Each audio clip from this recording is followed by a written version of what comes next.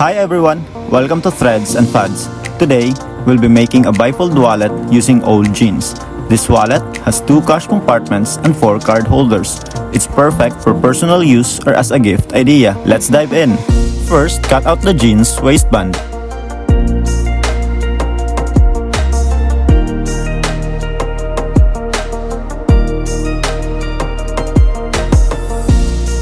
Keep the labels for the wallet design for later.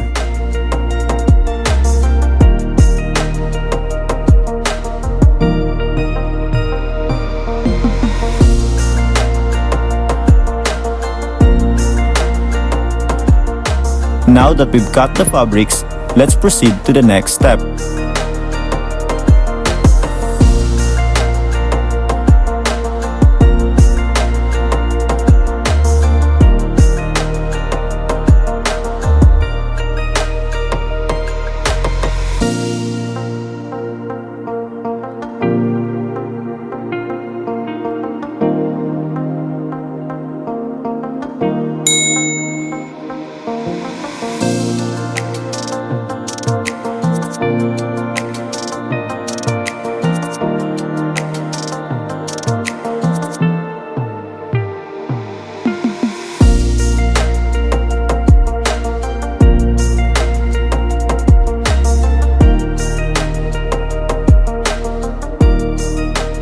Check each fabric piece to ensure they are sewn properly.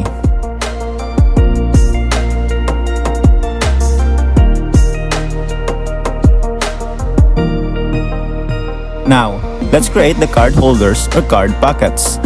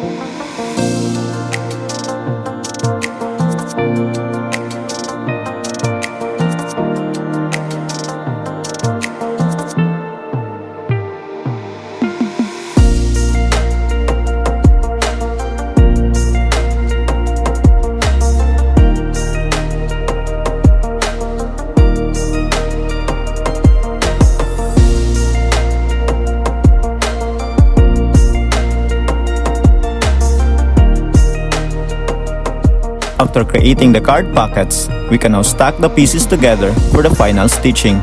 Here's how to do it.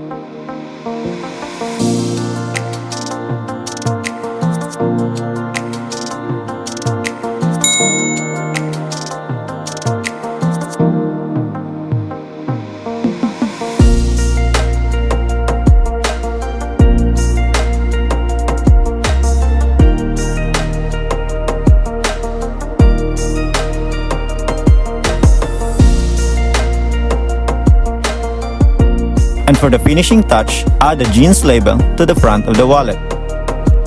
Here are some other designs I've created.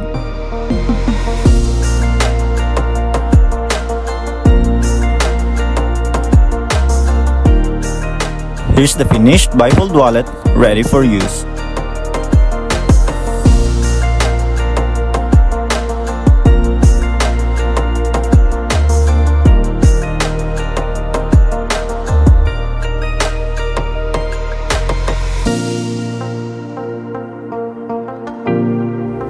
That's it for this episode.